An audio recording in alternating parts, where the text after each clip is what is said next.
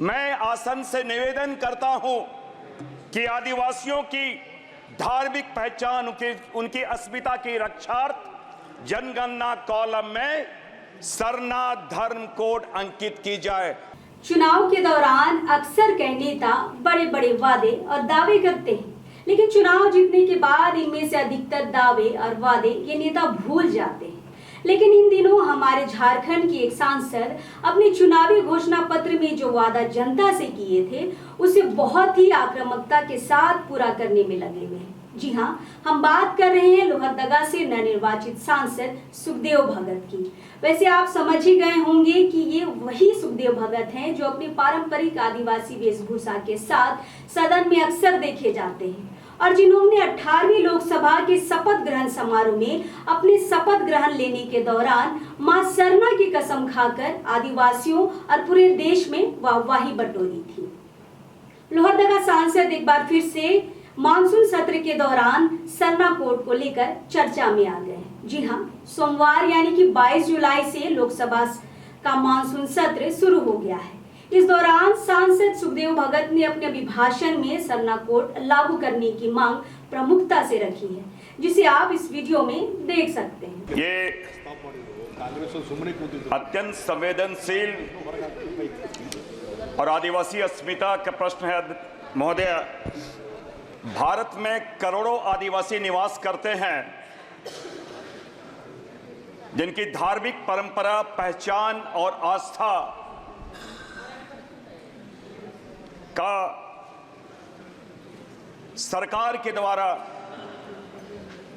उनके मौलिक अधिकारों का हनन किया जा रहा है, क्योंकि सेंसस जनगणना कॉलम में जैसे अन्य धर्मों के लिए कॉलम दिया गया है, आदिवासी जो प्रकृति के पुजारी होते हैं उनके धार्मिक आस्था परंपरा उनके लिए कोई स्थान नहीं दिया गया है।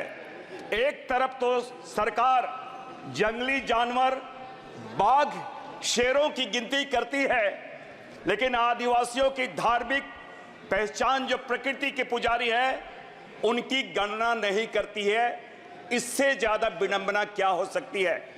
इसलिए आपके माध्यम से देश के सर्वोच्च पंचायत में मैं आसन से निवेदन करता हूं कि आदिवासियों की धार्मिक पहचान, उनकी अस्मिता की रक्षार्थ जनगणना कॉलम में सरना धर्म कोड अंकित की जाए।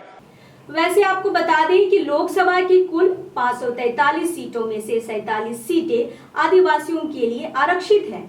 भारत में कुल 28 राज्यों में से 10 राज्य ऐसे हैं जो आदिवासी बहुल राज्य हैं, जहां आदिवासियों की अपनी संस्कृति, रीति रिवाज, परंपरा और धार्मिक पहचान है। ऐसे में भारत के 10 करोड़ से अधिक आबादी वाले आदिवासी समुदाय प्रारंभ से ही अपनी एक अलग पहचान यानी कि आदिवासी कोड या धर्म कोड की मांग कर रहा है। इसको लेकर दिल्ली के रामलीला मैदान पर पूरे देश के आदिवासी समुदाय धरना प्रदर्शन करते रहे हैं और उसकी मांग रही है कि आदिवासियों को एक अलग पहचान दिलाई जाए। लेकिन इन सामाजिक संगठनों के आंदोलन या प्रदर्शन से काम बनने वाला नहीं है, क्योंकि जब तक संवैधानिक संस्था यानी लोकसभा या राज्यसभा में इसके लिए कोई कानून नहीं लाया जाएगा, तब तक यह संभव नहीं हो सकता है। ऐसे में सबसे बड़ी जिम्मेदारी सदन में पहुंचने वाले नेताओं की रहती है। उनमें से भी सबसे बड़ी जिम्मेदारी उन रिजर्व कोटों से पहुंचने वाले सांसदों यानी कि आदिवासी नेताओं की होनी चाहिए जो आरक्षित सीटों पर जीतकर पहुंचते हैं।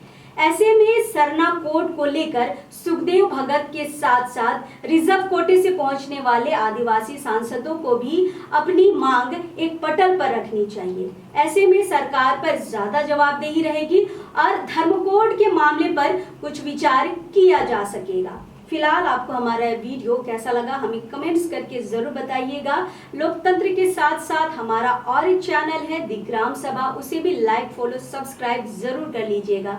मिलते हैं किसी नई खबर के साथ। फिलहाल अब इस वक्त के लिए जुहार रहेगा।